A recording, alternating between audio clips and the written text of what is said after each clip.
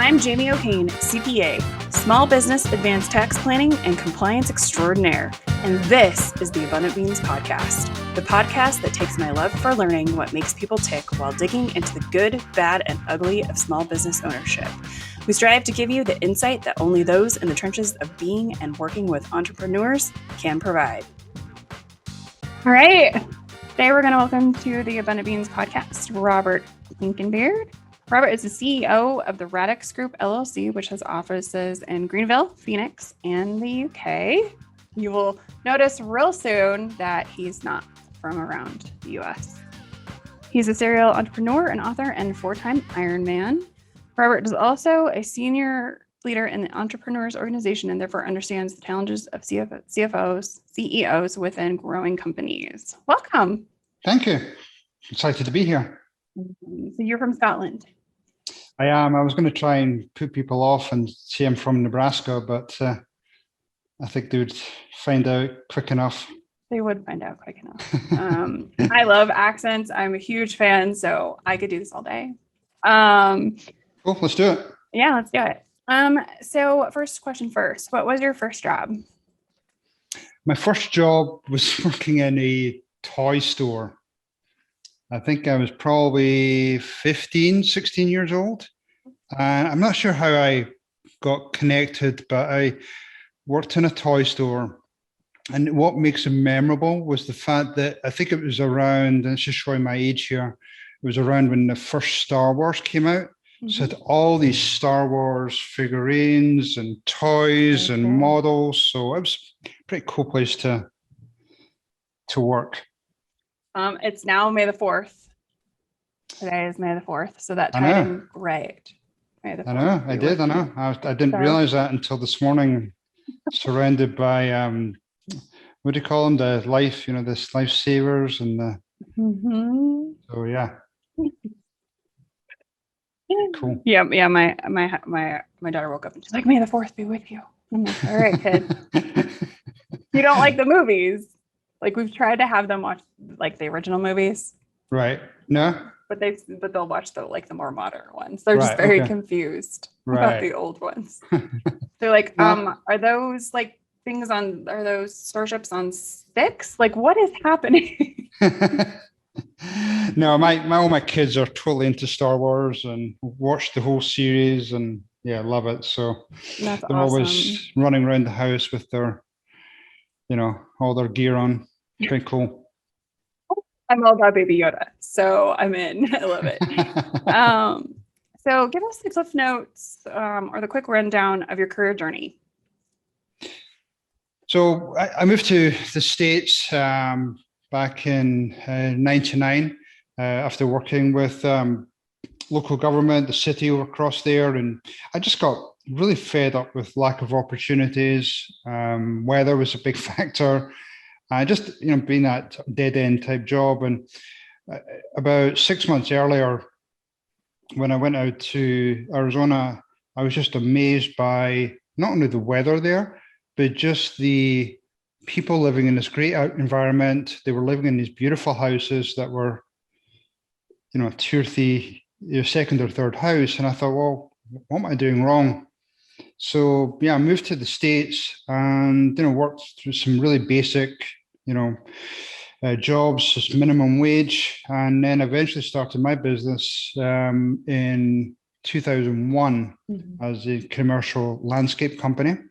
And I think because it was a growing market there, and I just learned a lot through my career and taking care of customers and clients, that my business grew pretty quickly.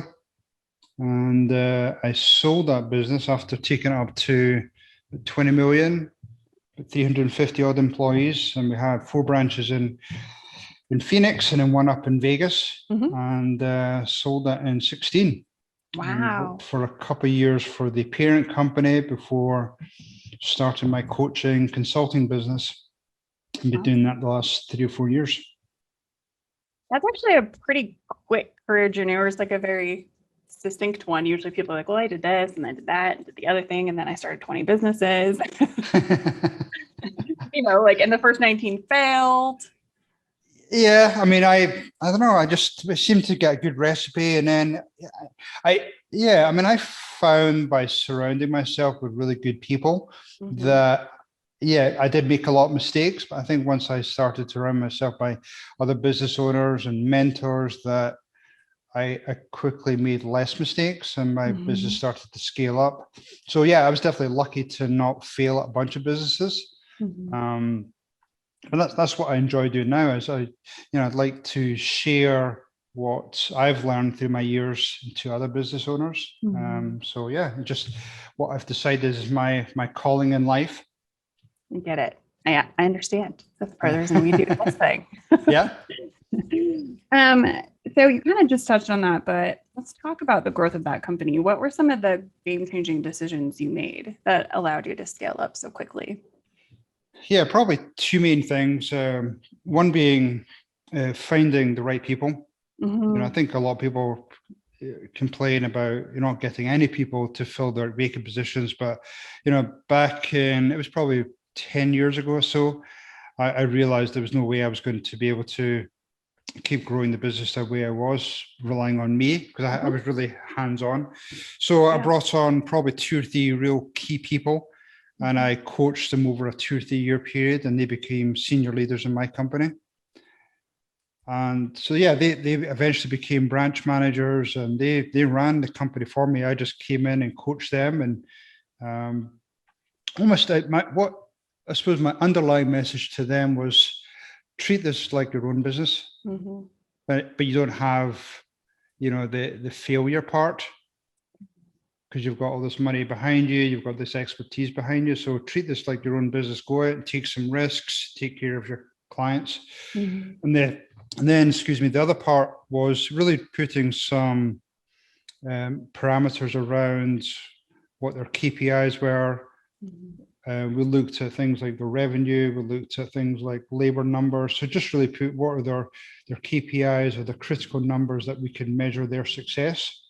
So that just allowed them to, again, be creative, but still stay within those parameters.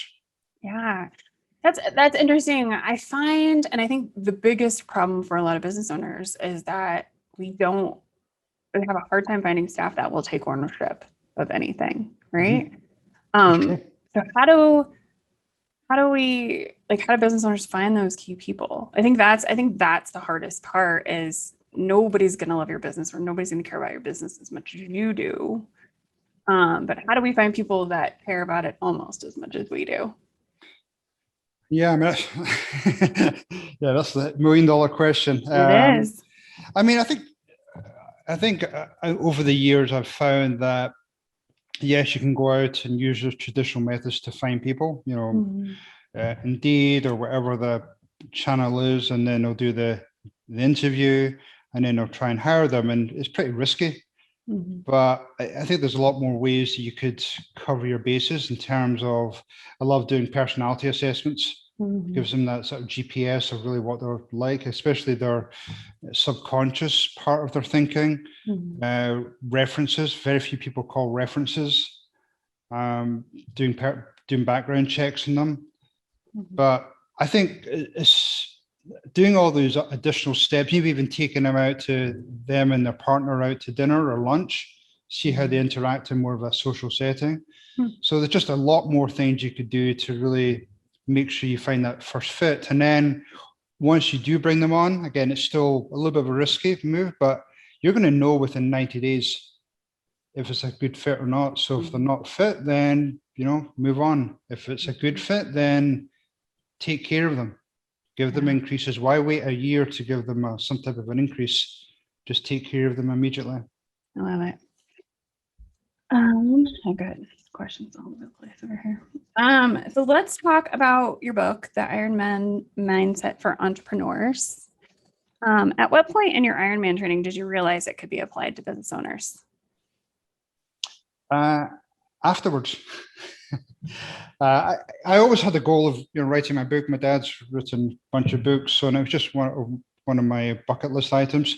And when I started to think about what type of book, I then started to, I was at the tail end of my Ironman career, and I just started to think about some of the parameters and similarities between the two.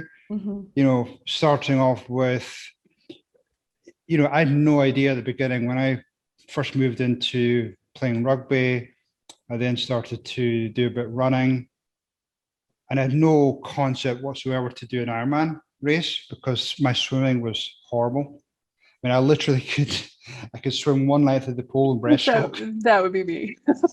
You imagine a big rugby guy who's 200 odd pounds, legs sinking. Yeah, that was me. So, I suppose I started to think about, well, maybe I'll start off with a sprint. Maybe I'll start off with a Olympic distance. And then once I've built up that confidence, then I start to think, well, okay, where am I going with this? And eventually, I decided to do my first Ironman in 2009. But it's the same in business. I think a lot of people maybe either lack of confidence or they just know they're in their comfort zone and are not thinking big picture enough. So that's basically what I try and do now is I try and encourage people to think about getting outside their comfort zone and where they're going in the future. Can you get 50% growth, 100% growth? So yeah, like that big, hairy, audacious goal. Yeah. Do you find, and I think I talk about this all the time, but I find that if you ask people to make a 10-year goal, it's tiny, right? So like people they can't cast vision to 10 years. That's big enough. Yeah, I agree. But if you ask them to make a 1-year goal, it's going to be way too big to be available. I agree. Yeah. So I try we always go for that 10-year goal, and then we go back. We back into the 1 year. Yeah. No, I mean, when I try and challenge people with that 10, 15, 20-year goal, they really struggle with that. We do. And you're right. Worked with a couple of companies recently, and they're almost achieving their 10-year goal in 2.5 years. Just because they didn't think big enough. Yeah. I love that though. Yeah. I always somebody will tell me their 10-year goal and I'm like, can I triple that? Hey, let's do that. Yeah. Yeah. And so what are the Ironman principles that you use from your book? Yeah. So the principle I call MIA. So the M is for mindset. So, every day, either in business or in personal life, we're always going to come up with some challenges. Whether you have an injury, whether you have some type of personal challenge, health or whatever. And it's really how you deal with that. You can either go two ways. You can either just let that stop you and create that barrier for you. And you just get sucked into that negativity.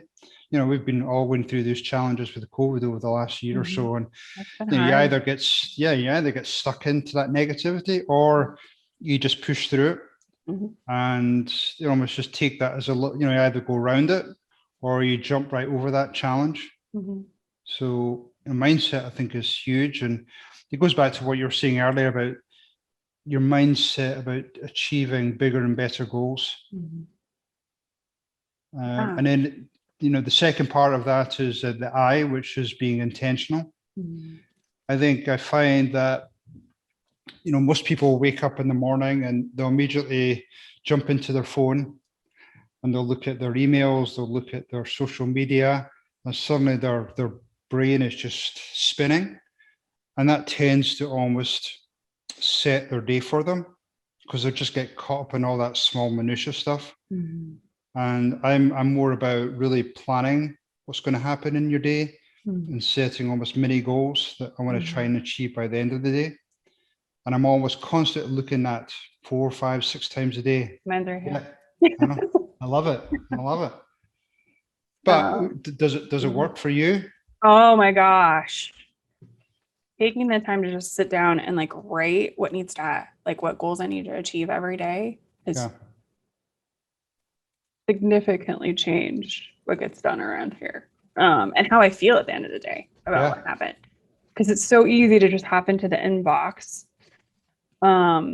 and deal with all the little stuff that really doesn't need an immediate reply or anything like that. I could spend all day in my inbox getting, client needs this, client has a question about that, staff needs this, blah, blah, blah. But if I sit down and intentionally say, this is what needs to happen today. We use the whole firm. We use a program called Gears that my coach teaches. So it's your goals, your events for the day, your actions, when you're going to rest, or when you're done, and then how you're going to take care of yourself that day. And it's just GEE, Gears all the way down. I just stick it right in my planner. The whole team has the same planner. That's awesome. And we all, because it's 5 spaces in each day. It works perfectly. And I know if I have a ton of events, I'm not going to really get any large projects done.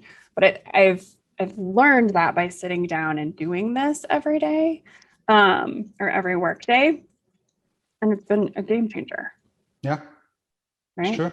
It moves the needle. Mm-hmm. Being in your inbox is not going to move the needle at all. No, the inbox is the worst. So no, I'm a firm believer in the same thing. I use a Panda planner, and it's huge for me. Mm-hmm. And when I go in and meet with clients, it's one of the things I do. And that even touches on my, the last concept in the Ironman is the actionable. It's just making sure that you're blocking off. I call them QTBs, quality time blocks, where you're working on specific projects to hopefully achieve some of your goals at the end of the day. Yeah, I love it. It's so huge. And we do weekly goals too as a team, all of that. And making all those little tiny steps. I deal with imposter syndrome. I just talk about this. It's just very true. I will think that we're not getting anything done. We're not growing the way we're supposed to do, blah, blah, blah. And then my coaches will be like, do you know what you've achieved in the last year? Yeah.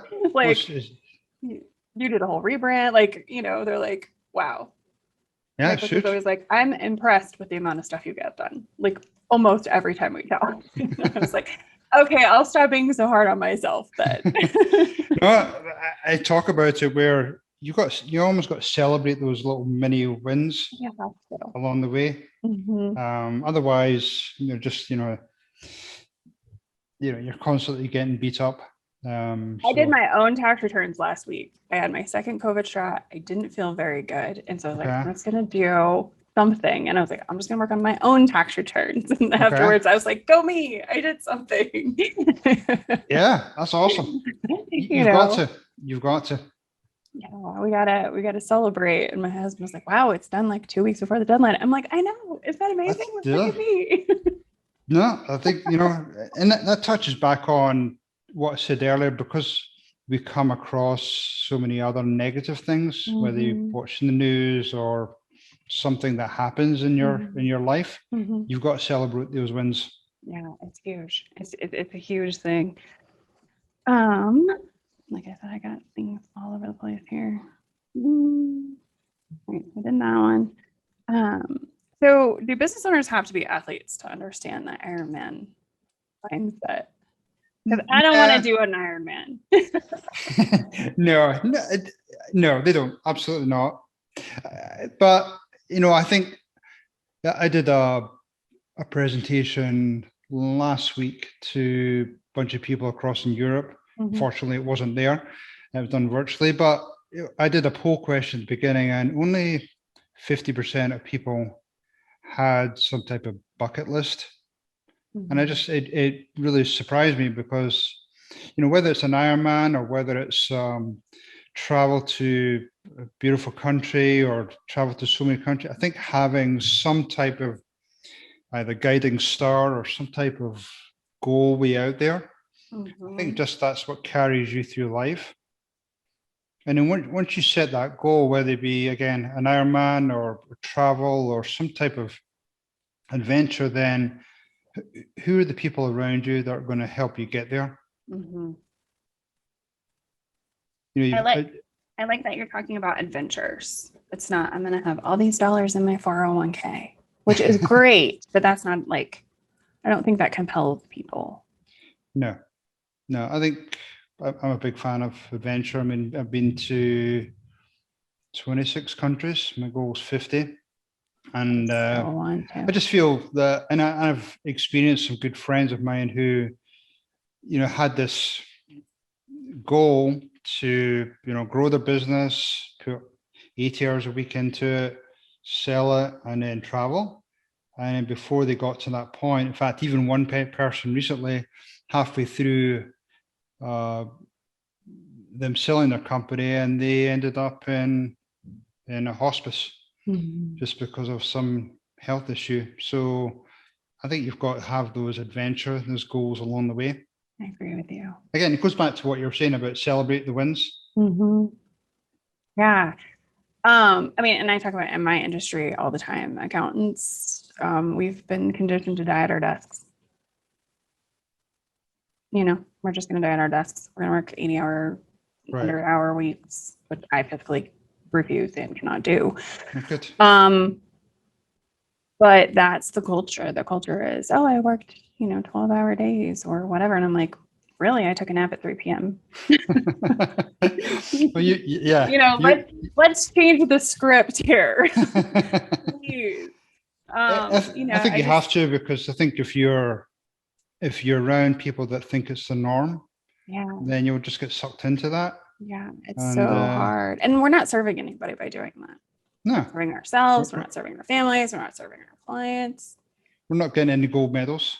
I'm not taking it. No, there's no gold star for dying at your desk. No. So, carve out that time, whether it be time during the week to go and do something you enjoy, whether it be plan 3 or 4 trips a year. I mean, maybe I got a little bit spoiled by growing up in in Europe. Yeah, so we had you guys, all this extra everything's vacation. so much closer too. More closer, but I just said when I moved across here, I said I'm still going to maintain, how I brought up in terms of my culture, but I'm just now got a different set of countries to now visit, or set of states. That's awesome. So we're going to Mexico in a few weeks, and I cannot wait. That's awesome. That's all. Yeah, that'll be fun. I love Cancun. It'll be my 3rd time in Cancun. We keep trying to go somewhere else, but we keep ending up going to Cancun. I'm good. That's fine. Cancun's a great place. I would go back from Tulum. Just beautiful place. Now we usually do Riviera Maya, but we're going to be doing Cancun proper this time. We'll be up north. We're usually down south there. So that'll be cool. I know Tulum's on my list too. Yeah, awesome. I could just live in the Gulf. That'd be fine. That'd be fine. So how were you able to train 20 plus hours a week for an Ironman and still run a $20 million business? I mean, you kind of touched on having those key people, but what were the other, important things that you had in place to make that happen? Because 20 hours a week of training is a lot. Yeah, I mean, people was an important part of it, but I had to be super disciplined about my time. So yes, I did get up at, 4:30 in the morning. So I got my training in, but I was still at work by 8 o'clock. But I really had to be disciplined about planning my day, planning my meetings, making sure my training time was, slotted into those places, because typically I was training 2 times a day. And then just being prepared, for example, the night before, and make sure either my running gear or my bike gear was all ready. So I just pretty much had to, while I was half asleep, jump on my bike and get outside. And then, made sure all my meeting agendas and everything was in place. And all my meetings were like, not those long, boring meetings, but just like, 45 minutes to an hour. Everybody goes in knowing the agenda, everybody goes out knowing who's going to do what. And you probably had to get ruthless with saying no to things that just weren't serving your goals. Absolutely. I'm assuming that was huge. Yeah, I mean, before that, I think it was, I almost, this was with a lot of business owners, they have that ego. They like being the go-to person, people coming into the room. So it was almost like a revolving door. And I eventually got to the point, I don't know when that light bulb happened, but I got to the point when people came into my room, I would say, well, how would you deal with that? What's your solution? So people start to figure it out. And then I used to then block off time. And so they would only be able to see me during those set meetings once a week. So, and that's where we are too, is, if the crew has any questions, I'm going to set up a chat. Yeah. And I will sit down and we can chat through it, or can hop on a call real fast. Yeah. I think a lot of us get guilty of, especially the beginning, of enabling people. And I think as people get more of that responsibility, then it goes back to your point made earlier about, ownership. If you allow people to step up and get more engaged and then reward them on that, then I think you'll have a lot longer tenured employees. Yeah, I think so too. I know that's why I left my last firm. I didn't have enough ownership, over what needed to happen, or changes that needed to happen, or, what happened next, what was the priority, how were we billing? Like, we just got to the point where it's like, yeah, I'm just a cog in the wheel. Well, what did they say that something like 90% of people leave their companies because of bad direction, bad supervisors, bad management. Yeah. Yeah. So it's really hard to be good management, though. We're not taught that. That's something I'm continually working on checking myself. Wait, that good leadership or no? It's hard. It's true. I go into a lot of companies, and one of the biggest challenges I see is a lot of people get promoted into that leadership type position because of what they were good at before, whether it be sales or operations, whatever. But then they're never, given leadership training or development, and owners wonder why they fail. So. Yeah, I think it's very funny that a lot of the time it's the technician that gets promoted, for whatever reason, and then they find themselves managing a team and they don't know what they're doing. Yeah. Of technicians. Yeah, no clue. And it's hard. It's hard to change your mindset from a technician to a manager or to a leader.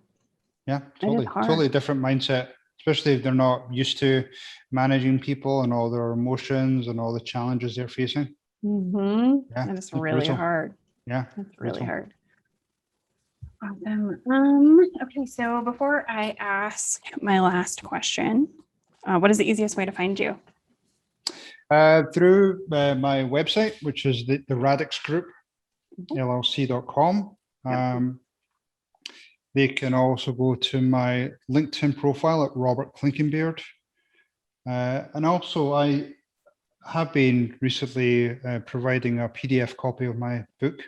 Awesome. So people can text me at 33777 and use the word Radix, and happy to share that book with people. Awesome. And we'll drop all that stuff in the description box. Cool. Last question for you. What is the number one mindset shift business owners need to embrace for growth? Working on the business rather than in the business. Too many people are still hands-on, trying to control things. Just try and find those really good people, take the time to develop them, coach them, mentor them, and that will free them up to not only start enjoying working in the business, but just trying to either spend more time with either family, travel, adventure, whatever they're passionate about. Training for an Ironman, doing Ultraman, crazy stuff with that. But yeah, I'll just be on the Peloton. It's fine. Peloton's good. Peloton's good, my Peloton. But yeah, there's too many people still working very much hands-on in the business, and then every so often they'll lift their head up and realize that life is passing them by too quickly. Yeah, it's hard. Life's too short. That's awesome. Well, thank you so much for your time today, Robert. No problem, Jamie. Yeah, really good to see you and appreciate your time today. Thank you so much for listening or watching. Be sure to subscribe on YouTube, iTunes, or wherever you prefer to listen. If you learned something and found some useful information to apply to your business today, please consider giving us a thumbs up and a review. Until next week, be abundant.